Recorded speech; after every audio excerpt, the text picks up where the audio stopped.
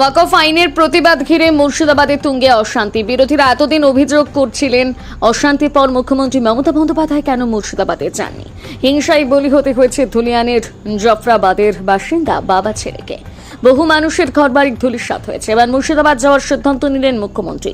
মঙ্গলবার পশ্চিম মেদিনীপুরের মেদিনীপুর কলেজ মাঠে এক প্রশাসনিক সভা মঞ্চ থেকে তিনি ঘোষণা করেন মে মাসের প্রথম সপ্তাহে তিনি মুর্শিদাবাদ সফরে যাবেন। মঞ্চ থেকে স্পষ্ট বার্তা দিলেন মুখ্যমন্ত্রী, সঠিক সময়ে যাব। দুঃখজনক অশান্তির পেছনে যারা রয়েছেন তাদের মুখোশ খুলে দেব। মুখ্যমন্ত্রী এদিন বলেন, একটা দাঙ্গা হয়েছে, দুঃখজনক, আমরা কেউ দাঙ্গা চাই না।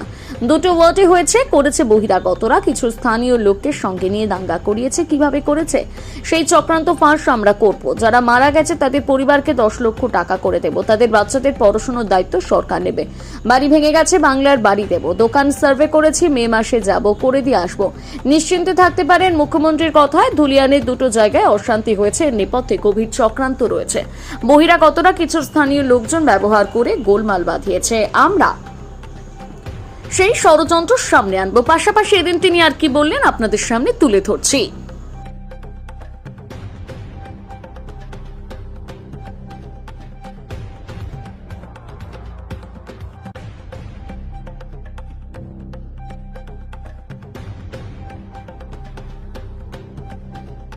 মনে রাখবেন, একটা দাঙ্গা হয়েছে, দুঃখজনক, আমরা কেউ দাঙ্গা চাই না।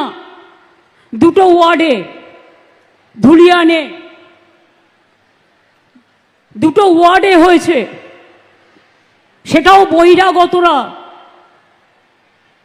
কিছু লোককে স্থানীয় সাথে নিয়ে কিভাবে করেছে সে চক্রান্ত ফাঁস আমরা করে দেব। কিন্তু মারা গেছেন যারা, তাদের পরিবারকে আমি কথা দিয়েছি 10 লাখ টাকা করে দেব। তাদের বাচ্চাদের পড়াশুনোর দায়িত্ব আমাদের এমপিরা বলে এসছে, দরকার হলে গভর্নমেন্টও নিতে পারে। তাদের বাড়ি যাদের ভেঙে গেছে, বাংলার বাড়ি হবে। দোকানদারদের ক্ষতি হয়েছে সেটা আমরা সার্ভে করছি।